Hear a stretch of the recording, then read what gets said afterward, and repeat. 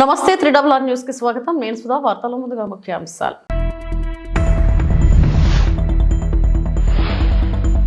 కొండగట్టుకు AP deputy CM Pawan Kalyan.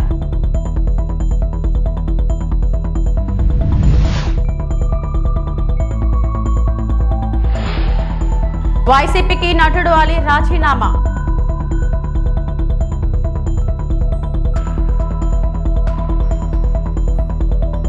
Chandrababu తప్పిదాల వల్లే పోలవరం సర్వనాశనం. అంబటి రాంబాబు ధ్వజం.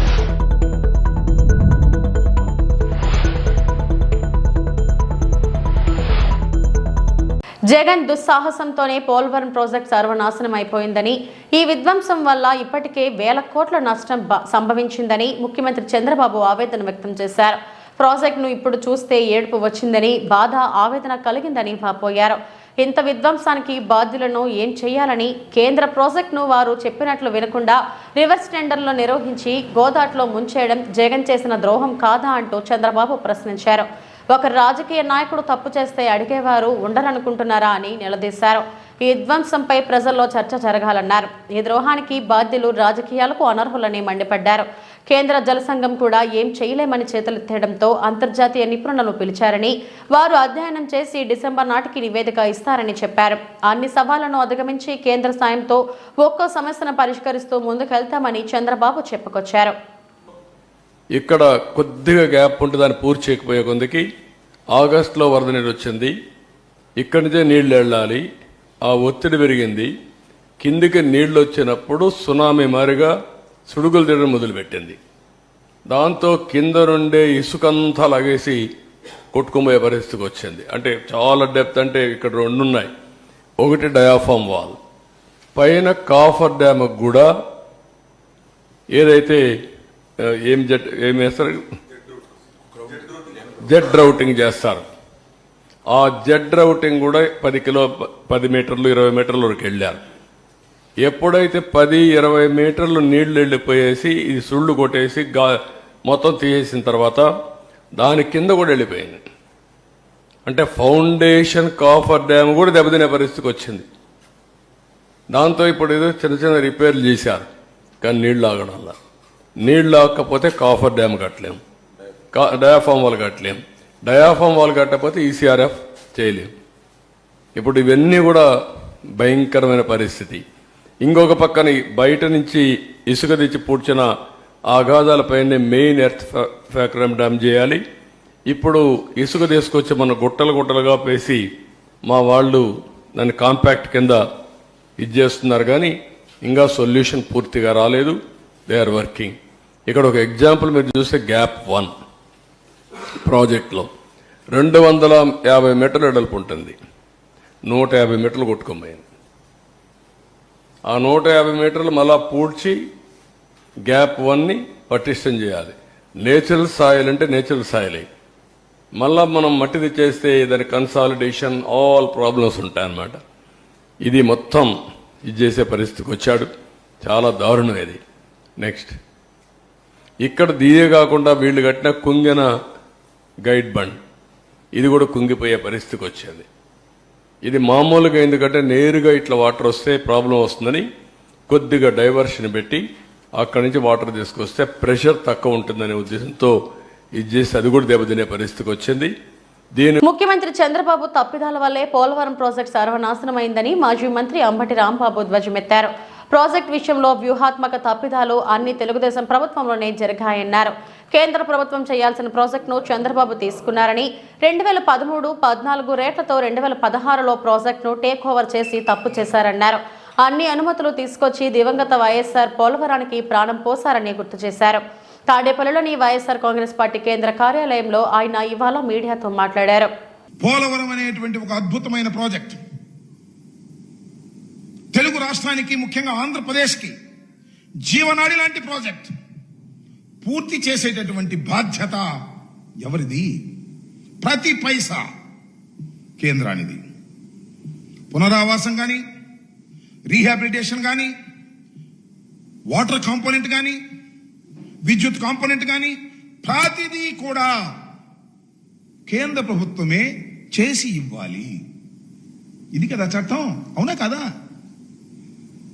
ఎందుకు మనం కట్టాల్సి వచ్చిందబ్బా చంద్రబాబు నాయుడు గారు? 2014లో మీరు ముఖ్యమంత్రిగా ప్రమాణ స్వీకారం చేశారు. 7 గ్రామాలు కలపకపోతే నేను ప్రమాణ స్వీకారం చేయను అన్నారు, కలిపారు. 14 నుంచి 17 వరకు అసలు ఎందుకు ఈ నిర్మాణంలో ముందుకెళ్ళలేదు? 16 తర్వాత ఎందుకు ముందుకెళ్లారు? కేంద్ర ప్రభుత్వం దగ్గర నుంచి ఈ ప్రాజెక్టు మీరు ఎందుకు తీసుకున్నారు అని నేను చాలాసార్లు అడిగాను. కేంద్ర ప్రభుత్వం చేయవలసినటువంటి పోలవరం అనే జాతీయ ప్రాజెక్టుని రాష్ట్ర ప్రభుత్వం ఎందుకు నిర్మించాలని తలపెట్టింది? ప్లీజ్ సమాధానం చెప్పండి చంద్రబాబు నాయుడు గారు. రాష్ట్ర ప్రజలకు సమాధానం చెప్పండి. మీరు అధికారంలో ఉన్నప్పుడు చేసినటువంటి గొప్ప పని చరితాత్మకమైన తప్పిదం. నెంబర్ 1, చరితాత్మకమైన తప్పిదం. ఎందుకు చేశారండి మీరు? ఇక్కడ ఒక ప్రశ్న అడుగుతా. కేంద్ర ప్రభుత్వం ఏముందంటే నీతి ఆయోగ్, రాష్ట్ర ప్రభుత్వం మేము చేస్తామని అడిగింది అందుకని ఇచ్చామన్నారు. చంద్రబాబు నాయుడు గారు ఏం చెప్పారు తెలుసా అసెంబ్లీలో? అప్పుడు కేంద్ర ప్రభుత్వం మన తీసుకోమంది, అందువల్ల మేము తీసుకున్నాం అన్నాడు. ఇంతవరకు క్లారిటీ లేదు. కేంద్ర ప్రభుత్వం తీసుకోమందా, మీరు అడిగి తీసుకున్నారా? కేంద్రాన్ని అడిగితేనేమో రాష్ట్ర ప్రభుత్వం అడిగింది కాబట్టి మేము ఇచ్చామన్నారు. మిమ్మల్ని అడిగితేనేమో కేంద్ర ప్రభుత్వం తీసుకోమంది, మేము తీసుకుందాం అన్నారు. ఏంటి కథ? గడ్కరీని వెళ్ళి కలిసామంటారు. ఎందుకు కలిశారబ్బా? కేంద్ర ప్రభుత్వం దగ్గర నుంచి తీసుకోవడం కోసం కలిశారు. ఎందుకు మీరు తీసుకున్నారు?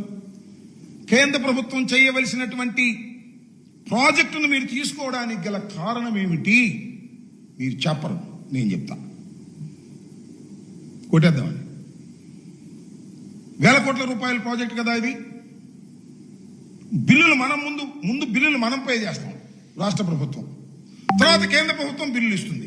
ఆంధ్రప్రదేశ్ డిప్యూటీ సీఎం జనసేన అధినేత పవన్ కళ్యాణ్ కొండగట్టు అంజన్న స్వామిని దర్శించుకోనున్నారు. కొండగట్టు అంజన్నకు పవన్ కళ్యాణ్ మొక్కులు తెచ్చుకోనున్నారు. ఎన్నికల ముందు వారాహి వాహనానికి పూజలు చేసిన పవన్ కళ్యాణ్ ముడుపులు కట్టారు. ఎన్నికల తర్వాత డిప్యూటీ సీఎం హోదాలో పవన్ కళ్యాణ్ తొలిసారి కొండగట్టు అంజన్న దేవాలయానికి రానున్నారు.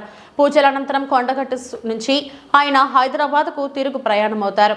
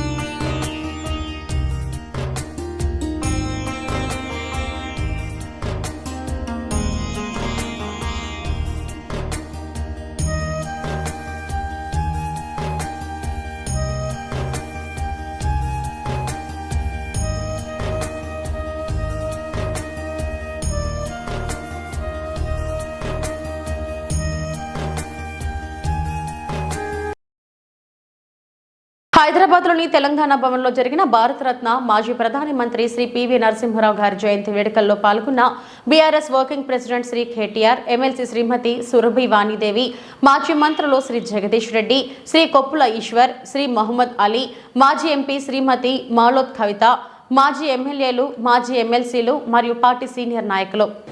కానీ ఈరోజు వెనక్కి తిరిగి చూసుకుంటే బిఫోర్ పీవీ ఆఫ్టర్ పీవీ అన్న స్థాయిలో 1991-96 ఆ కాలం ఏదైతే ఉన్నదో 5 ఏళ్ల కాలం భారతదేశ ఆర్థిక వ్యవస్థను, ఆర్థిక ముఖ చిత్రాన్నే మార్చిన ప్రధానమంత్రిగా పివి నరసింహారావు గారి పేరు ఎవరైనా సరే తలుచుకోక తప్పదు. ఒక రాజకీయాలతో సంబంధం లేని మన్మోహన్ సింగ్ గారిని తీసుకొచ్చి ఆర్థిక మంత్రి చేసి, తర్వాత విప్లవాత్మకమైన ఆర్థిక సంస్కరణలు తీసుకొచ్చి పూర్తి స్థాయిలో ఈ దేశం మరి సంస్కరణల బాట వైపు నడిపించిన మహానుభావుడు గౌరవనీయులు పివి నరసింహారావు గారు. 16 భాషల్లో అఖండమైన పట్టున్న, కొన్ని సందర్భాల్లో మౌనమే తన భాషగా నడిపిన చతురుడు, రాజనీతిజ్ఞుడు పివి గారు. పివి నరసింహారావు గారి వ్యక్తిత్వం కానీ, ఆయన బహుముఖీనమైన ప్రజ్ఞాపాఠవాలు కానీ దగ్గర నుండి చూసిన వారి కుటుంబానికి కానీ, వారి అభిమానులకు కానీ, ప్రజలకు కానీ బాగా తెలుసు. ఒక కవిగా, కథకుడిగా, సాహిత్యపరుడిగా, అదేవిధంగా అఖండమైన సామాజిక స్పృహ ఉన్న నాయకుడిగా, ఒక సంస్కరణశీలిగా పివి నరసింహారావు గారిని చరిత్ర ఎన్నటికీ కూడా మర్చిపోదు. తప్పకుండా భారతదేశం ఎంతకాలం అయితే ఉంటుందో అంతకాలం కూడా పివి నరసింహారావు గారి పేరు సుస్థిరంగా భారత ప్రజల గుండెల్లో నిలిచి ఉంటుంది. సంస్కరణశీలి అని నేను ఊరికే అనలేదు. ఇప్పుడు నేను ఏ పార్టీలోనూ లేను, ఏ పార్టీ సపోర్టర్ను కాదు అంటూ ఆలీ ఓ వీడియో రిలీజ్ చేశారు. ఇక మీదట సినిమాలు, షూటింగ్స్ పైనే తన ఫోకస్ ఉంటుందన్నారు. కామన్ మ్యాన్ లాగా 5 ఏళ్లకు ఒకసారి వెళ్లి ఓటు వేసి వస్తానని, ఇకపై రాజకీయాలకే దూరంగా ఉంటానంటూ సంచలన ప్రకటనలు చేశారు ఆలీ. సినీ నటుడు ఆలీ వైసీపీకి గుడ్ బై చెప్పారు. తన రాజీనామా లేఖను పార్టీ అధ్యక్షుడు జగన్ కు పంపారు. 2019 ఎన్నికలకు ముందు వైసీపీలో చేరారు ఆలీ. ఆ పార్టీ తరపున రాష్ట్ర వ్యాప్తంగా ప్రచారం చేపట్టారు. ఆ ఎన్నికల్లో వైసీపీ అధికారంలోకి వచ్చింది. దీంతో ఆలీకు రాజ్యసభ పోస్ట్ ఇస్తున్నారని, ఎమ్మెల్సీ పదవి ఇస్తున్నారని వార్తలు తెగ వైరల్ అయ్యాయి. వర్క్స్ బోర్డ్ చైర్మన్ పదవిపై కూడా ప్రచారం జరిగింది. అయితే ఆయనకు ఏ పదవులు ఏవీ దక్కలేదు. 2022లో ఆలీని ఏపీ ప్రభుత్వం ఎలక్ట్రానిక్ మీడియా సలహాదారుడిగా ప్రభుత్వం నియమించింది. ఆ పదవిలో ఆయన 2 ఏళ్లు కొనసాగారు. 2024 ఎన్నికల్లో అయినా తనకు ఎమ్మెల్యే అభ్యర్థిగా సీటు వస్తుందని భావించారు ఆలీ. కానీ ఆ ఆశ నెరవేరలేదు. టికెట్ దక్కకపోవడంతో ఎన్నికల సమయంలో ఆలీ ఎక్కడా కూడా కనిపించలేదు. తాజాగా ఏపీ కూటమి ప్రభుత్వం పగ్గాలు చేపట్టిన నేపథ్యంలో ఆలీ వైసీపీని వీడటం చర్చనీయాంశమైంది. అందరికీ నమస్కారం. అస్సలాము అలైకుం రహమతుల్లాహి బర్కాతు. మిత్రులారా, 1999లో నేను రాజకీయాల్లో అడుగుపెట్టాను. మా పెద్దాయన డాక్టర్ డి రామానాయుడు గారి కోసం. ఎందుకంటే నేను చైల్డ్ ఆర్టిస్ట్ తర్వాత, నేను మళ్ళీ ఒక వయసు వచ్చిన తర్వాత నాకు అద్భుతమైన అవకాశం ఇచ్చి ప్రేమ ఖైదీ అనే సినిమాతోటి మళ్ళీ నా కెరీర్ స్టార్ట్ అయింది చైల్డ్ ఆర్టిస్ట్ తర్వాత. అలాగే వారు బాపట్ల నుంచి ఇలాగ నేను ఎంపీగా నుంచి ఉంటున్నాను, నువ్వు రావాలి, నా క్యాన్వాస్ చేయాలి అనగానే తప్పకుండా గురుగారు, ఎందుకంటే మీ సినిమా తర్వాత నేను మళ్ళీ ఒక ఆర్టిస్ట్గా నేను ఎదిగాను, సో డెఫినెట్గా నేను వస్తాను అని చెప్పి వెళ్ళటం జరిగింది. అప్పుడు టీడీపీ హయాంలో దాదాపు ఒకే పార్టీలో 20 సంవత్సరాలు నేను ఉన్నాను. తర్వాత మళ్ళీ ఇటు రావడం జరిగింది. నాకు అన్నం పెట్టింది ఫస్ట్ నా తెలుగు ఇండస్ట్రీ, నా తెలుగు ప్రజలు, ప్రేక్షక దేవుళ్ళు, నా నిర్మాతలు, నా డైరెక్టర్సు, నా హీరోలు. ఈ రోజున ఈ రేంజ్లో నేను వెదిగాను. 45 సంవత్సరాలు ఇండస్ట్రీలో ఉన్నాను.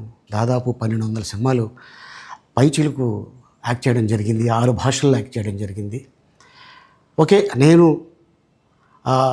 దయాగుణం ఉంది, భగవంతుడు ఇచ్చాడు కాబట్టి నాకు రాజకీయం తోడైతే కొద్దిగా 10 మందికి నేను సహాయపడగలను అనే ఉద్దేశంతో రాజకీయాల్లోకి వచ్చాను తప్ప రాజకీయాలు చేయాలని రాజకీయాల్లోకి రాలేదు. ఇండస్ట్రీ నాకు ఇంత మంచి లైఫ్ ఇచ్చింది, నేనేం చేస్తే బాగుంటుంది అని నలుగురిని చూసి నేను ఒక ట్రస్ట్ పెట్టుకున్నాను మా నాన్నగారి పేరున. దాదాపు 16 సంవత్సరాలు అవుతుంది నేను ట్రస్ట్ పెట్టుకొని. ఏ రోజు కూడా, ఈవెన్ దో కోవిడ్లో కూడా ప్రతి నెల వాళ్ళకి 1000 రూపాయలు నేను సాయం చేసేవాడిని. కోవిడ్లో కూడా ఆపకుండా అలా కంటిన్యూగా సాయం చేస్తూనే ఉన్నాను. చాలామందిని నా కుటుంబంలో అవ్వచ్చు, బయట వాళ్ళు అవ్వచ్చు, చుట్టాల్లో అవ్వచ్చు, చాలామందికి చదివించాను నేను. అండ్ అలాగే మా తల్లిదండ్రులు నాకు ఇచ్చిన ఆ ఒక గుణం అది అందరితో పంచుకోవాలని చెప్పి ఉద్దేశంతో నేను ట్రస్ట్ కూడా పెట్టుకున్నాను. నా ఇన్కంలో దాదాపు 20% నేను ట్రస్ట్కి ఇవ్వటం జరుగుతుంది. గతంలో కూడా చెప్పా, ఫారిన్ కంట్రీస్లో ఏదైనా ఈవెంట్స్ చేస్తే దాంట్లో నుంచి 60% ట్రస్ట్కి వెళ్ళి 40% నేను తీసుకునేవాడిని. సో ఇట్లాగా చాలా సేవలు చేసి ఉన్నాను కాబట్టి ఈ మాట కూడా నేను మీకు చెప్పుకుంటున్నాను. అండ్ అలాగే నేను వ్యక్తిగతంగా ఎవరి మీద ఏ పార్టీలో ఉన్నా కూడా నేను నా పార్టీ గురించి నేను పొగుడుతాను. అక్కడ ఉన్న వ్యక్తి ఎమ్మెల్యే క్యాండిడేట్ గురించి నేను పొగుడుతాను, నా నాయకుడిని నేను పొగుడుతాను తప్ప ఎప్పుడు ఎవరిని కూడా ఒక మాట అంటాం కానీ వాళ్ళ లైఫ్ గురించి కానీ వాళ్ళ పర్సనల్ లైఫ్ గురించి కానీ ఎప్పుడు కూడా ఏ వేదిక మీద కూడా మీరు వెతికినా కూడా దొరకదు. అండ్ అలాగే సో నేను ఈ రోజున మీ ముందుకి రావడానికి కారణం ఏంటంటే నేను ఏ పార్టీ మనిషిని కాదు, ఏ పార్టీ సపోర్టర్ని కాదు. ఐఎమ్ జస్ట్ కామన్ మ్యాన్గానే ఉండి ఇక నా సినిమాలు నా షూటింగ్లు నేను చేసుకుందామని చెప్పేసి అనుకుంటున్నాను. That's it. ఈ మాట చెప్పడానికే నేను మీ ముందుకు వచ్చాను. సో నేను ప్రతి 5 సంవత్సరాలకు ఒకసారి ఎలక్షన్లో మీరు వెళ్ళి ఎలా ఓటేస్తారో నేను కూడా ఒక కామన్ మ్యాన్గా వెళ్ళి ఓటేసేస్తాను. సో రాజకీయాలకి స్వస్తి, గుడ్ బై, థ్యాంక్ యూ. తూగో జిల్లాని అభివృద్ధి పదంలో నడిపేందుకు ప్రజా సమస్యల పరిష్కారానికి ప్రభుత్వ ప్రాధాన్యత పథకాలు అమలు చేయడంలో అధికారులు సమన్వయం చేసుకోవాలని, పూర్తి స్థాయిలో సహకారం అందించాలని జిల్లా కలెక్టర్ పి ప్రశాంతి పేర్కొన్నారు.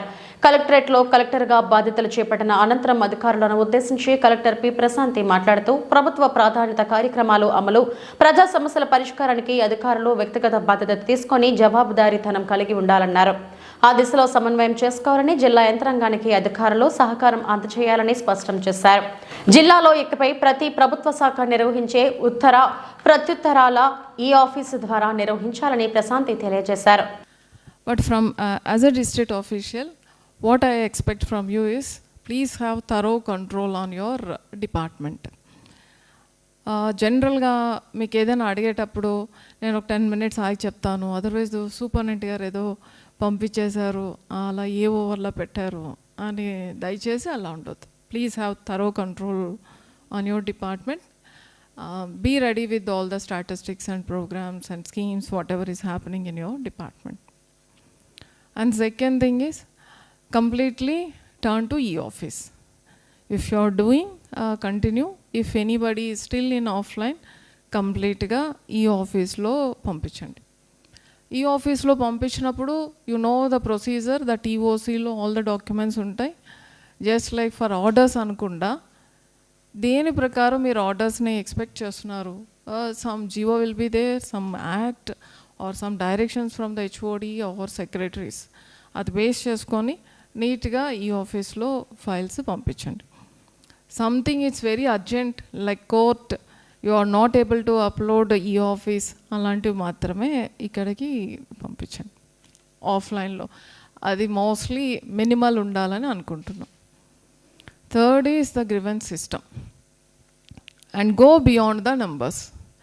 So మన డిపార్ట్మెంట్, నాట్ ఓన్లీ యూ, నేను కూడా జిల్లాని రివ్యూ చేసేటప్పుడు రిడ్రసల్ దగ్గర 0 పెండెన్సీ ఉండాలి అని అనుకుంటాం, అంతే కదా. But I request to all of you beyond the numbers. What is that 1, what is that 2, what is that 3, A kind of grievances వస్తున్నాయి అనేది కొంచెం డీటెయిల్లోకి వెళ్ళండి.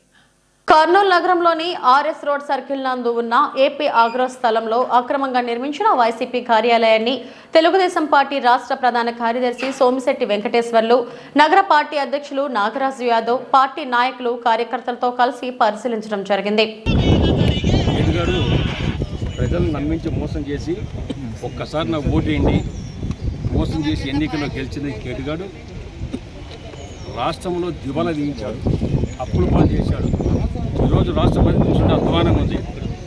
అది దాని పోను వైఎస్ఆర్ పార్టీ కార్యాలయాల పేరుతో ఓ చట్టం తెచ్చాడు, ల్యాండ్ యాక్టింగ్ చట్టం తెచ్చి దాన్ని ఏదో ఒక విధంగా రాష్ట్రంలో ఉన్నటువంటి అన్ని జిల్లాలలో వాళ్ళ కార్యాలయాలు ఒకే డిజైన్, ఒకే కథ, ప్యాలెస్ మాదిరి, అంటే రుచికొండ ప్యాలెస్ ఎట్టుందో ఇక్కడ ఏ జిల్లాకు ఆ జిల్లా ప్యాలెస్ మాదిరి తయారు చేసుకునే దానికి ₹1,00,00,000 వెచ్చిచ్చాడు. ఈ ల్యాండ్ యాక్ట్ అని చెప్పేసి పక్క మోసం, దగా, కేవలం అది ఎవరి కోసమో కాదు, ఈ పార్టీ కార్యాలయ స్థలం అంతా కొట్టేసేదానికి. సుమారుగా ఈ స్థలాలు లెక్కేస్తే కన్స్ట్రక్షన్తో కలిసి స్థలం అంతా కలిపి ₹3,000,00,000 అయితే ఎవడం కోసము జగన్మోహన్ రెడ్డి యాక్ట్ తెచ్చి జగన్మోహన్ రెడ్డి ప్రజలు ఇంకా మోసం చేస్తావా? ఇంత నీచుడివే. ప్రజలకు ఇచ్చిన మాట ఏంటి? నువ్వు ప్రజలకు నేను ల్యాండ్ యాక్ట్ పెట్టి చెప్పేసి చట్టం తెచ్చి పెడతా అని చెప్పేసి ప్రజల సొమ్ము దోచుకుంటావు. మరి కూడా ఇవాళ అడుగుతున్నాం, కేవలం సరే దోచుకున్నావు, అది అందరికీ తెలుసు. కానీ ఒక చట్టం ఉంది, మున్సిపాలిటీ ఉంటే మున్సిపాలిటీ, కాంప్లెక్స్ మన కమర్షియల్ ఇది కార్పొరేషన్ అంటే కార్పొరేషన్, దానికి మీరు పర్మిషన్ తీసుకోవాలా. కన్స్ట్రక్షన్ తీసుకోవాలంటే పర్మిషన్ తీసుకోవాలా. ఎక్కడ కూడా అనాథరైజ్డ్ అనుమతులు లేకుండా, ప్రభుత్వ అనుమతులు లేకుండా కన్స్ట్రక్షన్ చేశాం. ఈరోజు ఒక ముఖ్యమంత్రి రాష్ట్రాన్ని పరిపాలించే ఒక ముఖ్యమంత్రి ఇటువంటి దొంగ పని చేయొచ్చునా? ఎందుకంటే జీవితంలో ఫస్ట్ నుంచి చిన్నప్పటి నుంచి మీ నాయన జేబులో డబ్బులు కొట్టేసి దొంగవు నువ్వు. ఇదే అలవాటు రాష్ట్రంలో ప్రజలు కూడా దొంగతనం చేయాలని చెప్పేసి నువ్వు కుట్ర పన్నావు. ఈ కుట్రలన్నీ ప్రజలు గమనించారు, చిత్తుగా ఓడించారు. ఇవాళ మేము చూస్తే చంద్రబాబు నాయుడికి మేము విజ్ఞప్తి చేసిన ఒకటే, సార్ ఇవాళ మనం ఇటువంటి దొంగ కార్యాలు కట్టి కార్యాల పేరుతో డబ్బు దోచుకున్నటువంటి జగన్మోహన్ రెడ్డి ఈ 3,000 కోట్ల జవాబు చెప్పాలి. దీన్ని ఇమ్మీడియట్గా ప్రభుత్వం స్వాధీనం చేసుకొని ఇమ్మీడియట్గా కావాలా. ఎందుకంటే అనాథరైజ్ కట్టినటువంటి ఇది లీజుకు తీసుకున్నారు. ఈ లీజు కూడా సక్రమంగా లేదు. కాబట్టి వెంటనే దీని మీద చర్యలు తీసుకోవాలి. ఇటువంటి దుష్టులకు తగిన బుద్ధి చెప్పాలంటే ఇంకొకటి మళ్ళీ ఏ రాజకీయ నాయకుడు ఇటువంటి పనులు చేయకుండా, ఏ రాష్ట్ర నాయకునికి ఇది జరగకుండా శిక్ష ఏ విధంగా ఉండాలంటే యావజ్జీవ శిక్ష, ఇంకా జైల్లో నుంచి రాకూడదు. ఈ దుర్మార్గుని తీసపై జైల్లో పడేసి ఖచ్చితంగా ఈయనకు సిల్వర్ బొచ్చ ఇచ్చి తీరాలి. జీవితంలో ఇంకా బయటికి రాకుండా బుద్ధి చెప్పాలి. దుర్మార్గునికి ప్రజల సొమ్ము దోచుకుంటావా? నీకు ఏం చేస్తావు అడుగుతున్నా. ఇంత డబ్బు 1,000 కోట్ల రూపాయలు కొట్టేస్తున్నావే, లాస్ట్ సచ్చేది ఎక్కడ? సచ్చేతప్పుడు శ్మశానంలో కట్టెలు చేస్తారు, కట్టెలతో కాలుస్తారు. నిన్ను కాదు ఎవడేస్తారే, కానీ నేను బంగారుతో కాల్చరు. నీ దగ్గర ఒకవేళ డబ్బు ఉందేమో, ఒకవేళ బంగారుతో ఏమైనా కాలుస్తాడే కాలిపుచ్చుకోవటమేమో మాకు తెలియదు, కానీ అంత డబ్బు ఉంది. కానీ లాస్ట్కి అందరు శ్మశానం పెట్టోళ్ళము. ఇటువంటి దుర్మార్గం పనులు చేసినందుకు సిగ్గు లజ్జాగా తెచ్చుకో. అసలకు నేను చెప్తున్నా, రాష్ట్ర ప్రజలందరినీ ఉమ్మిస్తున్నారు. ఒక ముఖ్యమంత్రి హోదాలో ఉండి ఇటువంటి పనులు చేయొచ్చునా? చూసాం లోపల ఫర్నిచర్ ఎవడబ్బో సొమ్మురా నాయన, ఎవడబ్బో సొమ్మది. సోఫాలు డోర్లు ఇంతలా ఉన్నాయి అంటే ఏమైనా చౌకట్లు, ఇంకా డోర్లు ఇంతలా ఉంటాయేమో. దొంగతనాలు చేయడం నెంబర్ 1. ఇవాళ రాష్ట్రంలో ఉన్నటువంటి ఈ దుర్మార్గుడు ఎంత సంపాదించాడు? బెంగళూరులో 80 రూములు, ప్యాలెస్ 30 ఎకరాలు, హైదరాబాద్లో ప్యాలెస్, విజయవాడలో ప్యాలెస్, అదేవిధంగా పులివెందులో ప్యాలెస్. ఇన్ని ప్యాలెస్లు కడతావే, ఎక్కడొచ్చింది ఈ డబ్బంతా నీకంతా? ఎంత కష్టపడినావు అబ్బా, చాలా కష్టపడినట్టు ఉండవు. చెమటోర్చావు, మీ కుటుంబంతో చెమటోర్చిండ్రి దుర్మార్గుడా. అందుకనే చిన్నాన సొంత తండ్రి లాంటి చిన్నాన చంపిన దుర్మార్గుడు. నీకు పాపము భీతి అనేది లేదు. తల్లిని బయటికి పంపావు, చెల్లెలను బయటికి పంపించావు. చిన్నాన సొంత తండ్రి లాంటి చిన్నాన చెప్పిన దుర్మార్గునికి నీకు ప్రేమాభిమానాలు ఉండవు.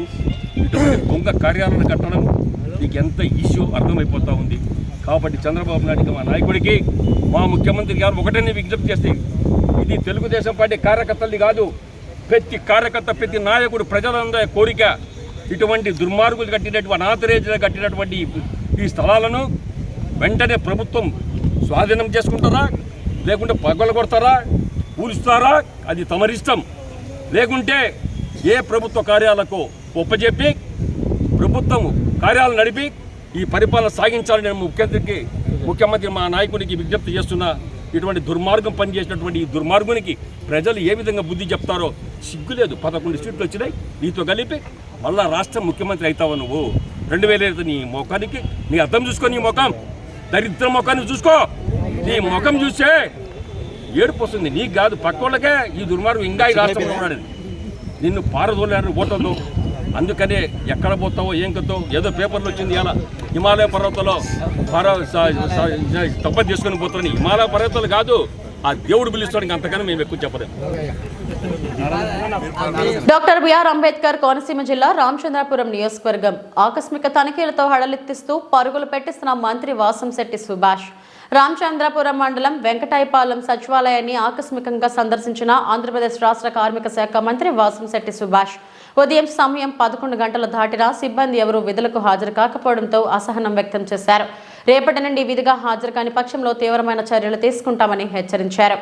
అంతేకాకుండా జిల్లా కలెక్టర్కి ఫోన్ చేసి ఫోన్ ద్వారా విషయం తెలియజేసి నియోజకవర్గం ఉన్న సచివాలయంని ఉదయం 9:30 గంటల కల్లా ఆఫీసుకు వెళ్లి అధికారులు అందరూ ప్రజలకు అందుబాటులో ఉండాలని, లేని పక్షంలో తీవ్రమైన చర్యలు తీసుకోవాలని ఆదేశాలు జారీ చేశారు.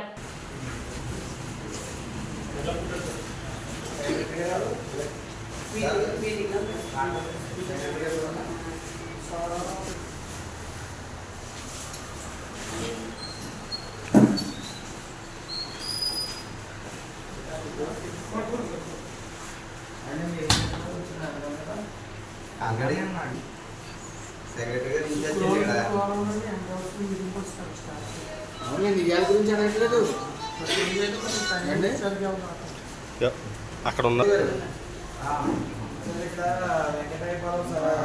సచివాలయంలో స్టార్టింగ్ డేట్గా ఎంప్లాయీస్ 10:30 రావటం 11 గంటలుగా రావటం ఇష్టానుసారం ఎవరు చెప్తున్నారండి? ఎవరు గీతావాణి గారు తప్ప గీతావాణి గారు తప్ప మిగతా వాళ్ళు ఎవరు కూడా అసలు నెగ్లిజెన్స్గా ఉండి 10:30 రావడం 11 గంటలకు రావడం. ఒకసారి స్ట్రిక్ట్ ఇన్స్ట్రక్షన్ చేయండి. మేము ఏమంటే పాస్ చేయండి.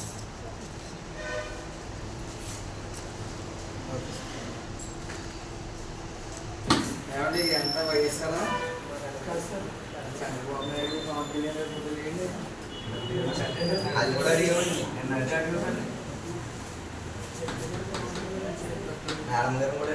సర్పంచ్ గారు ఉగ్రవాది కదా, వైఎస్ఆర్ ఉగ్రవాది. ఆవిడ ఇష్టపడలేదేమో అనుకున్నాను. ఆవిడ ఇష్టపడకపోతే ఆవిడ ఆర్జీ ఎక్కాలంటే ఆవిడ ఆర్జీ ఎక్కడిపోయింది. ఆ పరిస్థితి ఉంది కదా, అడిగి చెప్పి అది ఎవరు చూసుకోవాలమ్మా? చూసుకోవాలా?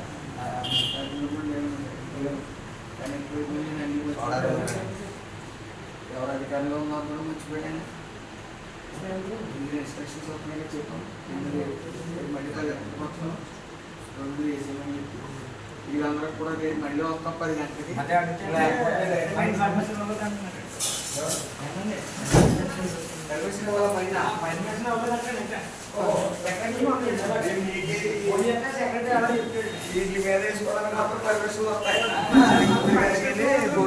పిఏపల్లి మండలంలోని గుడిపల్లి పోలీస్ స్టేషన్ ని ఎస్పీ శరత్ చంద్ర పవార్ తనిఖీ చేశారు. స్టేషన్లో రికార్డ్స్ ని చూసి క్రైమ్ సంబంధించి ఉన్న కేసులు అడిగారు. స్టేషన్ ఆవరణలో విగ్రహం ఏర్పాట్లు ఎంతవరకు వచ్చాయని, ప్రతి ఫిర్యాదులు తీసుకోవాలని, వచ్చిన వారితో గౌరవంగా మాట్లాడాలని, అలాగే అక్కంపల్లి కట్టు మీదకి వెళ్లి గేట్లని పరిశీలించి అటు నుంచి పెద్దాపురంకి వెళ్లారు.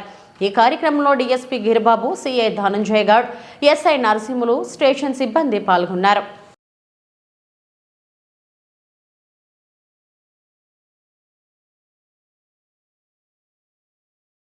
డోన్ పట్టణంలోని మహాత్మారావు జ్యోతిరావు పూలే గురుకులలో 2 విద్యార్థులు పారిపోవడానికి ప్రిన్సిపల్ నిర్లక్ష్యాన్ని, అక్రమంగా సీట్లు నమ్ముకునే ప్రిన్సిపల్ వసుంధరాదేవిని సస్పెండ్ చేయాలని ఏఎస్ఎఫ్ ఆధ్వర్యంలో ప్రిన్సిపల్ ఛాంబర్ ముందు నిరసన.